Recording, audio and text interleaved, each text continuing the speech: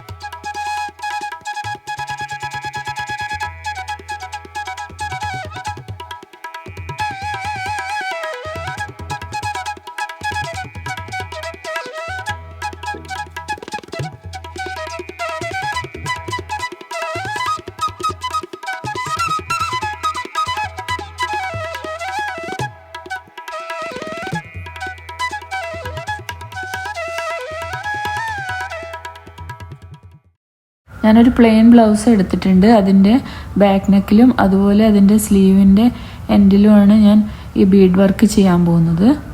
ഇതുപോലത്തെ silver colour ബീഡും അതുപോലെ തന്നെ സിൽവർ കളർ ത്രെഡുമാണ് ഞാൻ എടുത്തിട്ടുള്ളത്.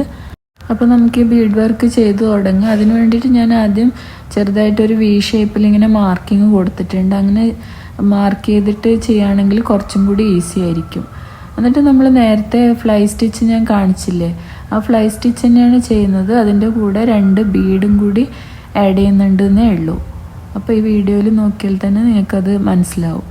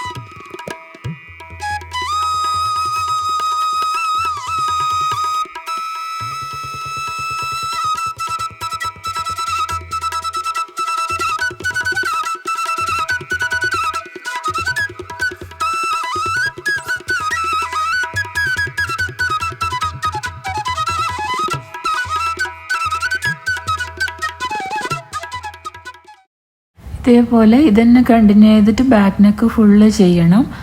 അത് കഴിഞ്ഞിട്ട് ഞാൻ ഇതിൻ്റെ സ്ലീവ്സിലും ഇതേപോലെ തന്നെ ചെയ്ത് കൊടുക്കുന്നുണ്ട്. അപ്പം സ്ലീവ്സിലും കൂടി ചെയ്ത് കഴിഞ്ഞിട്ടുള്ള ബ്ലൗസിൻ്റെ ലുക്ക് ഞാൻ കാണിച്ചു തരാം.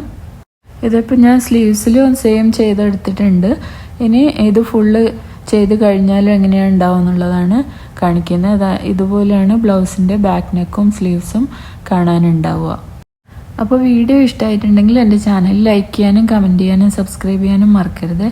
എത്രയും പെട്ടെന്ന് തന്നെ നമുക്ക് വീണ്ടും കാണാം. അതുവരേക്കും ബൈ.